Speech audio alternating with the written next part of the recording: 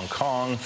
So as well as citing national security concerns, the President Trump cited, he accused the platforms of spreading disinformation about coronavirus, which of course is interesting. But what can you tell us on the latest on this ban?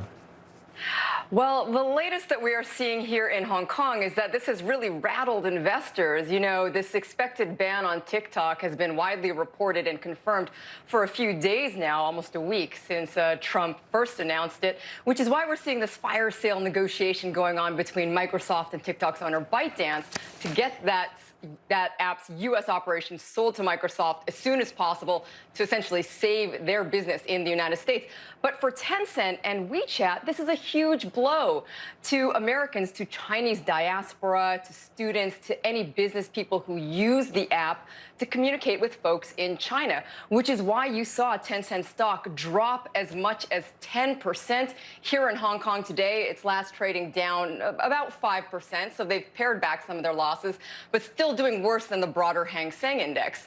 So, and investors have a reason to be worried because the scope of the ban is still unclear. There's a lot of wiggle room in the executive orders that Trump signed on Thursday. And so the questions that are being faced and still yet to be answered is, what will happen to these apps?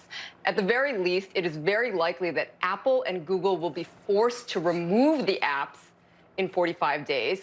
And what will happen to the app's business in China? That is a big question mark. And Tencent relies on these apps, as well as other apps that could also face the firing gun from the Trump administration to obviously make money and bulk up its revenue. So this is a huge, unprecedented move from the U.S. government on the consumer technology sector. It's the first time that we've seen the U.S. government try to ban a software application that is currently running on millions of American phones. And it's a huge ramp up of tensions between the U.S. and China. So we'll be waiting to see how Beijing responds in the coming hours. Yeah, so many questions there. Thank you so much, Charisse Pham in Hong Kong. We appreciate it.